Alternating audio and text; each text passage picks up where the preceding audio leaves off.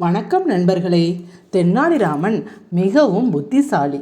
ஒரு நாள் அவரது வீட்டின் அருகே ஒரு திருடன் சுற்றி கொண்டிருப்பதை அவர் கவனித்தார்.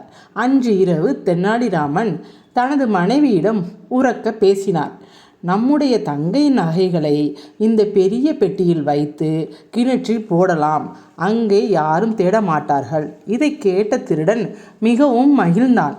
சிறிது நேரம் கழித்து தென்னாலிராமன் ஒரு காலி பெட்டியில் கற்களை நிரப்பி அதை கிணற்றில் போட்டார்.